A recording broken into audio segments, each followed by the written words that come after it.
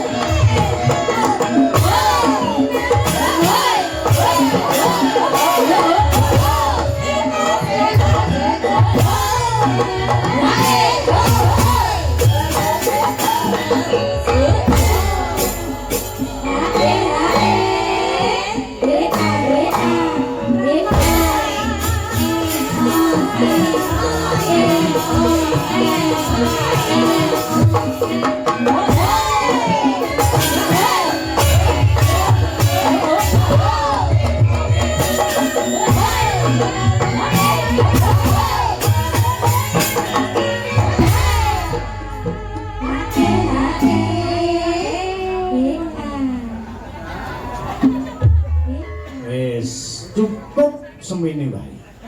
Ngelingono bayangan sepuh.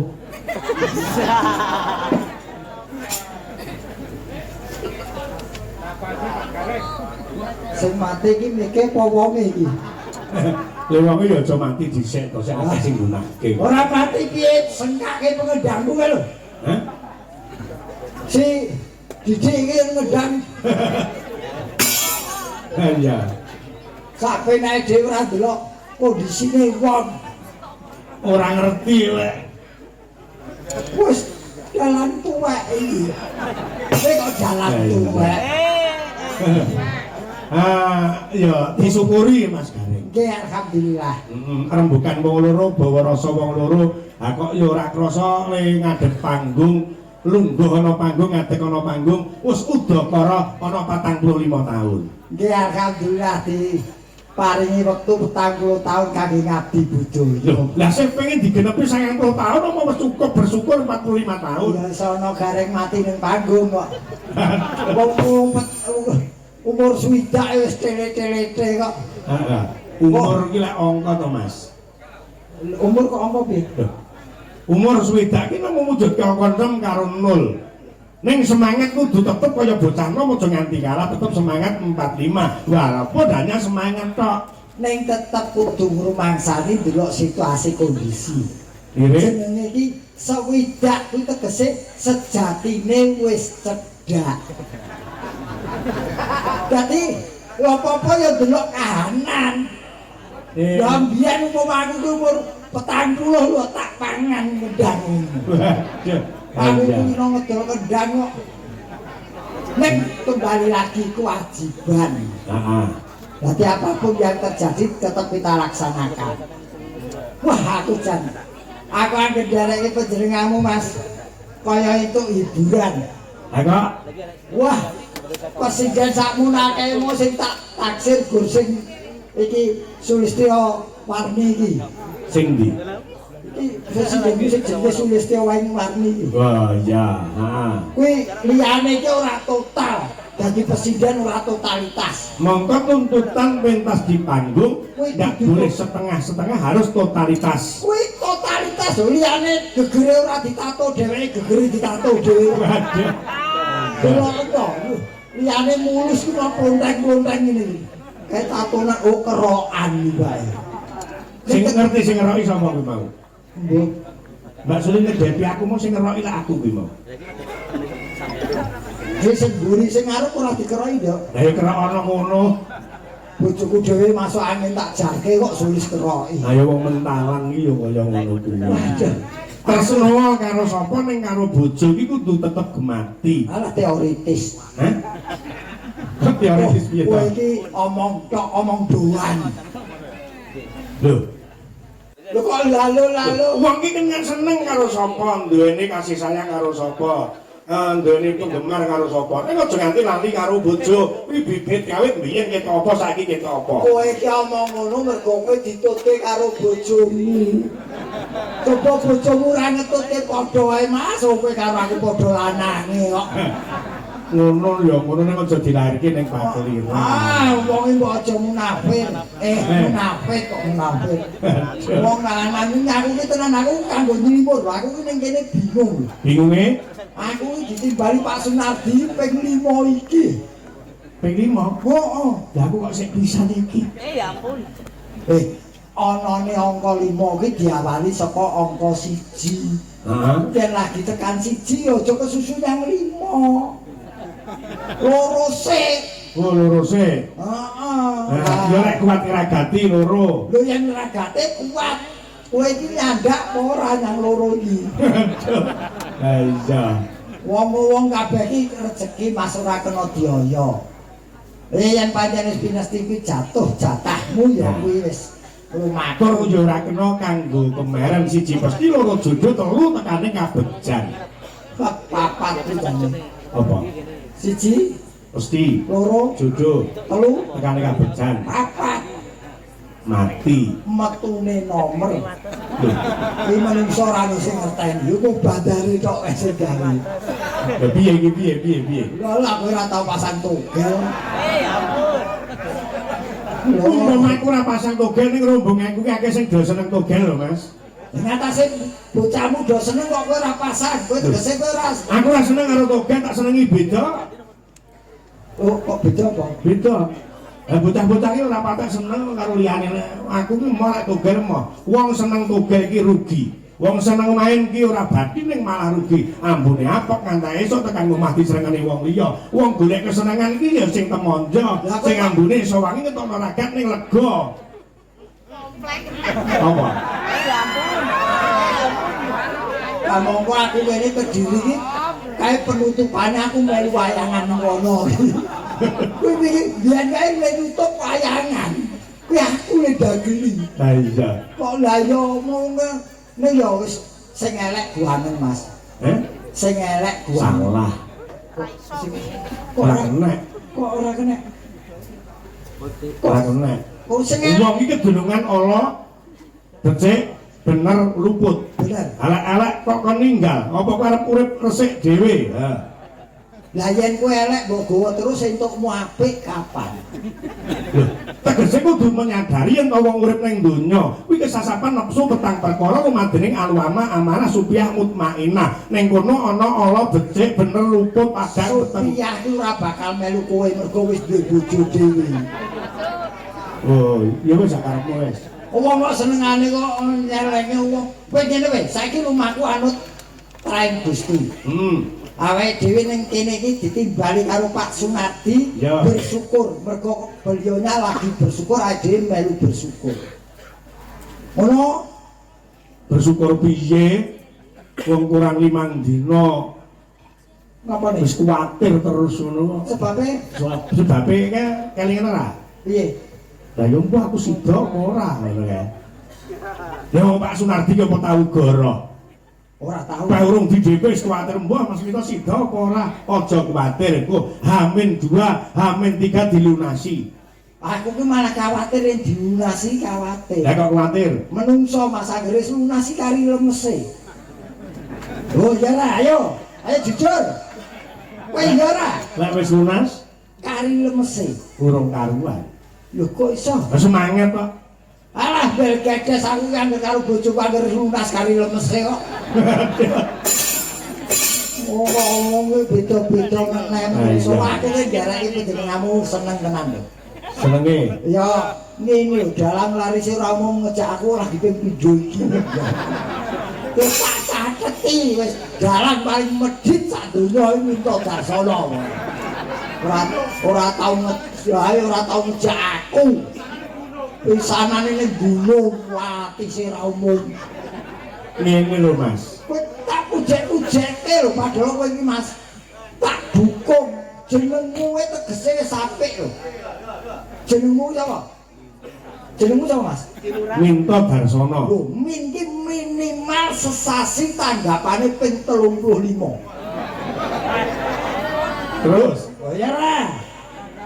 Tapi tata kramane isih kenceng mergo kejaba dalan iki uga kades. lho rungokno, bocah-bocah iki jejer mah itu aku. Dalang sak Indonesia sing paling lurus jujur ki nang liyane aku. Duit ora tau nyekel ketubyuk ning wong wedok, apa aku ora seneng kok ya golek dhewe. Kuwi biasane walian.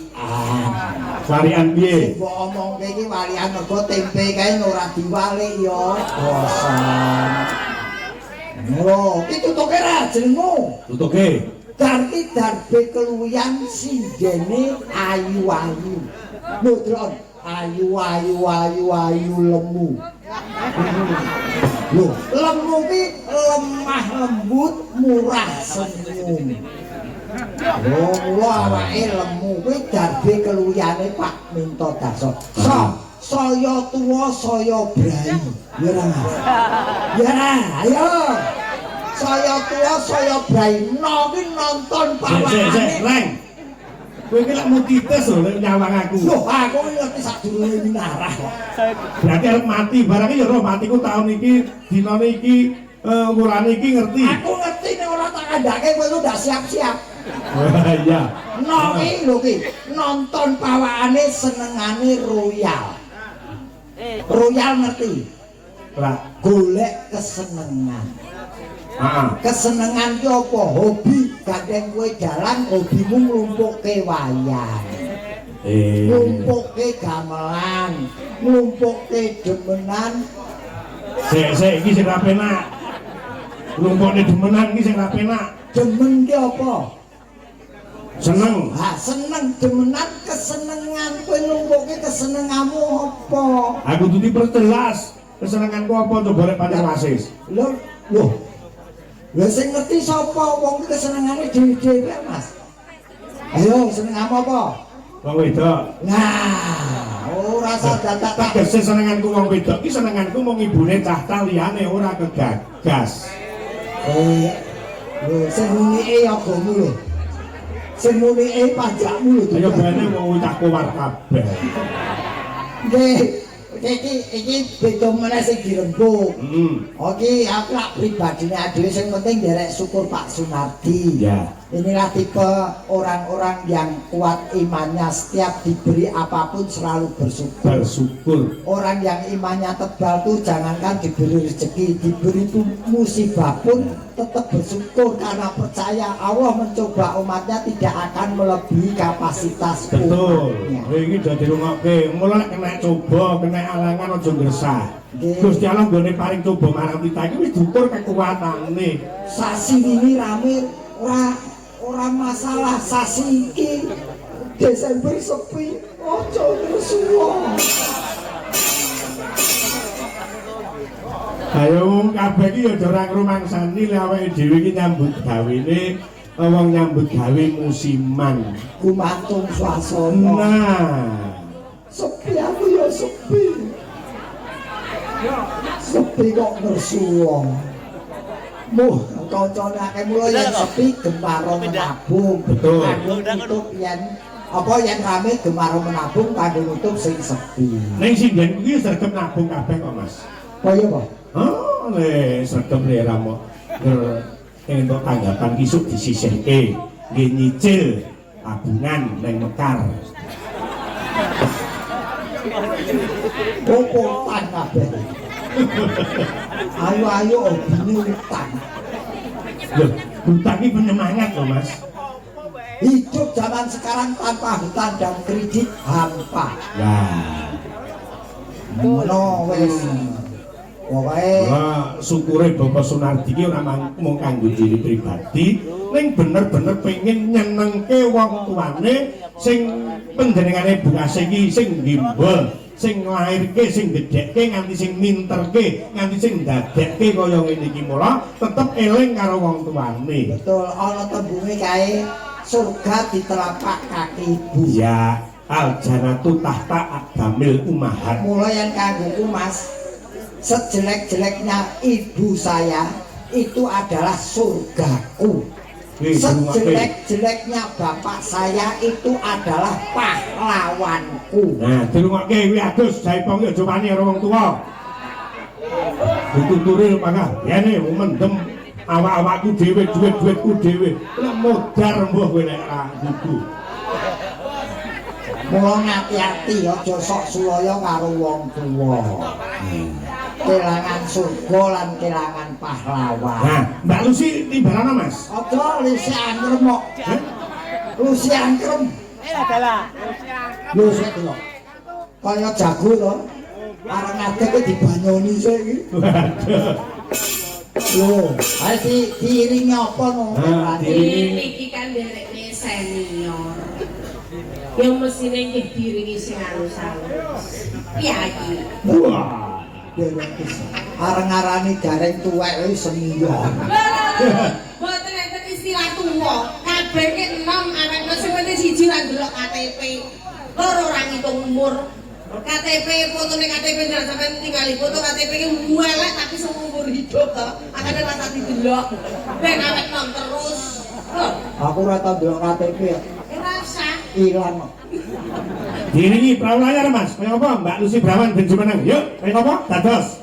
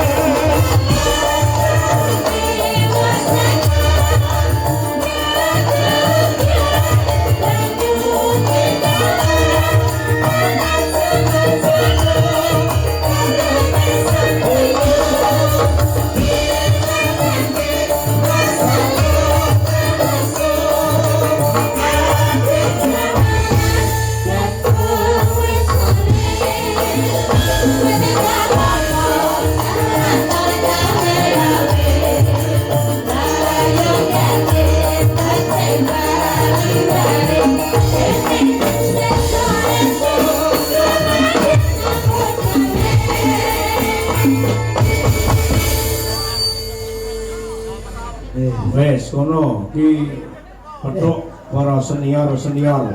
Wah, iki ora mung senior awakmu.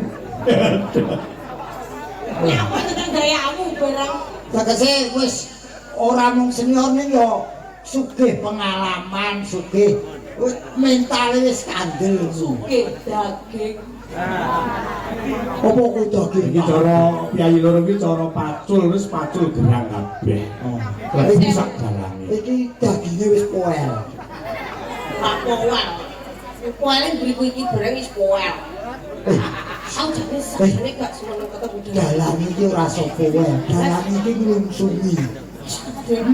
Lungsungi. Kan biyen bakal lungsungi ae. Alah paling merapan tok. Enek parian. Apa? Mangan gedang iki terbimbing. Apa? Enek dalan rada gendeng. Gak seneng gak saya ketemu wong iki tenang. Aku suwen nek lek kabar nek kabar. Ana gedang cacahe loro. Ana gedang cacahe loro. Ana dalan kurang separo. Tegese satu surak genep. Ana gedang dideleh amben. Apa? Kepenyok. Apa ora? Ambene apa ora diutuhu? Lho yo, ambene wis didine. Mbok liyane amben kok ora Liyane apa. amben. Hari ini amben, spring bed kok piye kono? Kok dalan lari sok turune amben. Ya iya. Kok spring bed. Sofa. Amben apa kuwi? Assalamualaikum warahmatullahi wabarakatuh. Waalaikumsalam warahmatullahi wabarakatuh. Waras kok. Waras? Oh, berarti ku mongso ning ngono. Apa to? Lah aku waras kok berarti saunge gedeng. Oh, aku ora ngarani gendeng. Bapak-bapak iki pimpinan lho. Kok iso mbok nek iki Pak Minto gendeng? Anak buah apa? Pak Minto iki dalan kok mbok nek Pak Minto gendeng. Lah nang musuhku. Lah musuh ya musuh nek ora kena kowe ngarani Pak Minto gendeng iki. Rase iki kirang dino. Pak Minto ora gendeng ya. Lah terus apa ora gede? Kok takono dhewe. Ya. Ya, Mak. Ning lek diukur timbang dalange cara gendenge akeh kono. Sapa? Yo jelas suka awakmu wong wis mantak apik-apik. Monggo pasuryane yo becik dadak diclorengi nganggo putih ora wong gendeng lho. Saya ini tipe orang yang gak sombong. Lah kok ora sombong? Di balik corean saya tertutup wajah yang ganteng. Aku ora pengen gantengku dingerteni wong liya, cukup garingnya saja. Iki wong ora sombong. Lho, you know? Oh, ngono. Lah karo dene sing ditokne yo ora waras nek kon ngacak. Karo meneh aku ngene wani ngadepi wong liya timbangane iki bagus-bagus sing ketok goceng letok. Ayo. Yo omongi. Ayo yo ora. Gentleman, Bu. Kendelaku. Utamu, mbok ganteng iki minta Darsono iki. Darsono kok sumu. Darsono iki. Tapi ngerti gak nyapa mereka? Ciri-ciri orang tidak waras. Satu, berbicara sendiri. Dua, disaur-sauri dhewe. Tiga, jogetnya tangan dhewe. Kamu kok sing ning ngono kuwi sing bengi iki sapa? Sik, aku tak tekok. Terus lek dalan wit sore ora entuk ngadep debok, ora entuk ngomong dhewe. Coba rungono kupingmu. Aku ora duwe kuping kok. Terus karepe piye? Apa aku ki dalang wayang wong? Ki ora piye-piye lho. Lah sik to Mas. Kan Pak Dek. Lah tapi ki yo dalang ora ngadep lirik sindene ngadep rono ngono lek aku golek. Aku wis dadi paugen aku lek ngantek lirik sinden. Kuwi jenenge najis Mughalado. Ada masih dene kirek apa piye? Ora perkara lirik. Ning itu kan bukan mukrim saya, lirik ndak oleh. Ngeke oleh. Pancen sindene dudu mukrimul kene saiki lak musime. Musime apa? Lah mangku sinden. Pak Dek jangan mirengke to lek lirik ora oleh, nek ngecul wae. Yo to ngene iki. Ngelirik ki mesti nepsu lek lirik. Ning lek ngingeti kuwi dilandari ikhlas mung sak derma kepengin ngerti ndak berdasarkan nafsu. Ning lek lirik kan nyolong-nyolong. Iki bener iki, bener. Tadi seneng nek sing belani kowe. Begini. Seneng. Logika, Mbak, logika. Lek nyawang ngene iki ora apa-apa mergo iki tanpa didasari nafsu. Ning lek ngene iki kene mesti. Sendene ganjing ayu-ayu. Mesti ngono. Iso jawab ngono mergo wis tau nglakoni. Pengalaman. Tak belo kowe. Sapa sing ora tau lakoni? Embuh. Piye ra apa-apa trae Pak Dek ya lumrah ae Pak dalange ganteng terkenal duwite akeh. Lek ora cewek ayu ra pengen ki berarti ra normal. Lah lho, ngerti ya. Wong ki lek wong lanang cetuk wong wadon kok ndak demen kuwi wajib dirawuhke Pak Purnomo. Jelas ora normal. Wis to, batine, alah aku ora butuh yane bojoku. Anak wong ayu sing kaya apa pipine mining-mining, aku ora butuh gombal lamoh. Wong lanang normal karo wong ayu, ora demen apa picek matane. Iki wong lanang jujur ngene iki. Sing mbok belani sapa? Wis pokoke aku tak belo kabeh. Aku seneng kok yen ana wong padu seneng kok.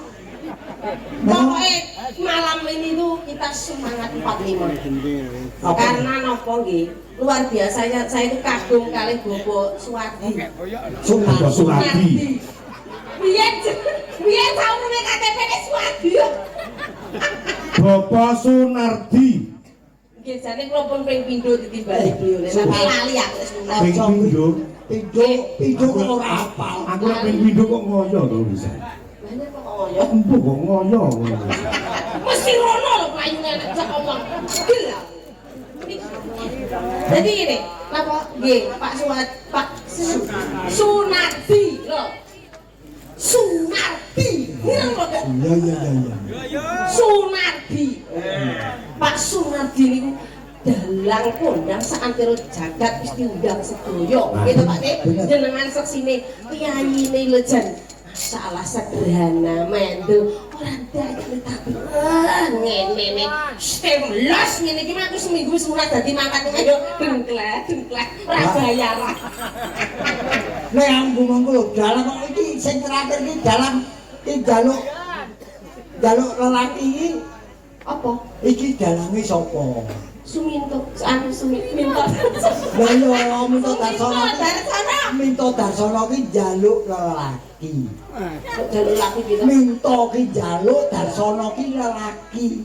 Biyen wong tuane njaluk anak supaya mijil wong lanang lagi. Minto Darsono njaluk lanang. Oh, jadi njaluk lelaki. Nah, mulai. Wis dasare dalan ki senengane ngono. Sik. Lek ngomong aja ndadekke tanda tanya. Ngonoan ki apa? Sik kowe demen ra? Kowe demen ra? Ngonoan. Ora demen ya ora normal. Lah iya dene ya gak mama itu. no. Wong urip ning donya direwangi menterang celeng ning isor lampu kan. Sing digoleki ki yo ngonoan kuwi ndang. No. Lho kok No. Tak genahke yo no. Nah, Aku akhir kepethuk Darsono ngene iki aku. yo mau Aja nganggo layar. Lelaki ora nganggo layar. Yen nganggo layar wis beda tegese no. sik iki rada bingung kowe. Lelaki aja nganggo Layar. garis miring. Heeh, yen nganggo garis miring tegese wis beda no. La garis miring laki. Kuwi ora masalah. Nek kok kei layar. Lah kuwi. Kuwi tambah tambahi N meneh. Wah saya kisruh kuwi. Ya kok. La. Hah? Aku melu Pak Minto iki sesuk pinter ya aku ya. Aku padahal wong alim lho. Nah, tembange Mas diaturke sik Mas Gareng. Napa, Mak? Nah, iki ana pundutan bajing loncat. Niki. Kalau itu Pak D ora sing halus piye. Duel panjenengan karo Mbak Lucy Brahman. Duel. Kok duit? Napa? Duit. Kok duit ki lek alusan krana kowe nyebut layar laki ki duel. Oh iya. Balik ngono nek. Ngomongin nangis demene ra ilok-ilok. Lho, normal ora demen ra ilok-ilok, goblok. Ya. Nggih spesial Pak Nardi, Ibu Kasih. Ibu kasih, mugi tansah panjang yuswa. Amin. Diparingi kesehatan. Amin. Kuatah rezekinipun. Amin. Tambah lancar panene melimpah ruah. Amin. Ya. Bos ya. Iki bajing loncat nganggo bawa apa langsung? Langsung betul nopo.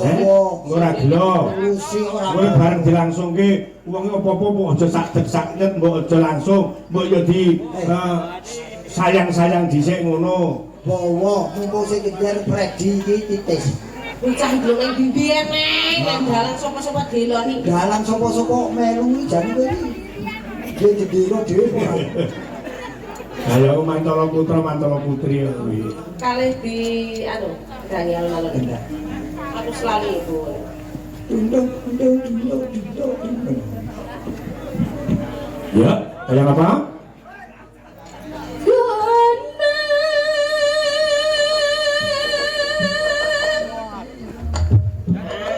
Dilalari alun-alun.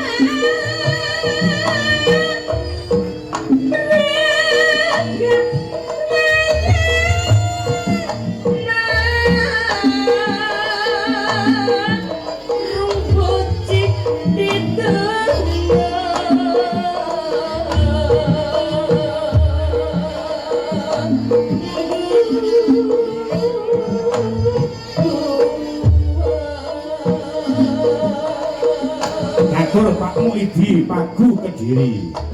Mugi Bapak Samidi ing wangking rasa Raden ing kawedasan.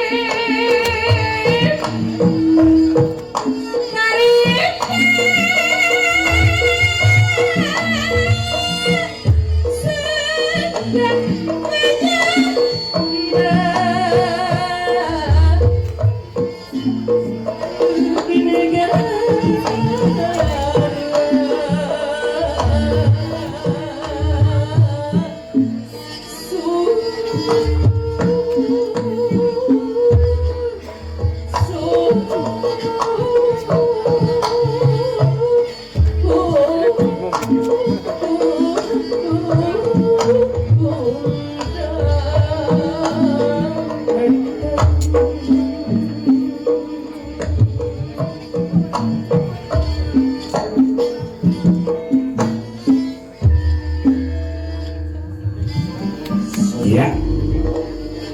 Ayo apa? Langsung bajing loncat dados. Yo. Pundi badhe iki.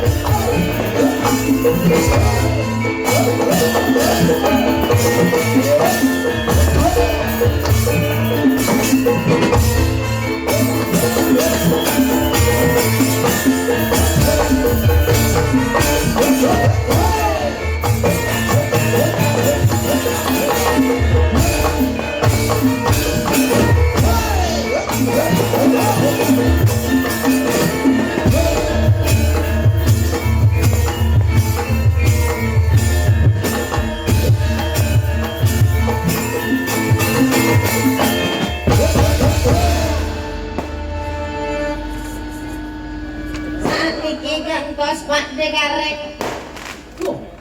Lah, gelarek kondang diterik. Percaya teko lho. Gelarek kondang semuanya geni copet kayak ngebuang. Kedawe teko. Sakone anu mana uga. Hey!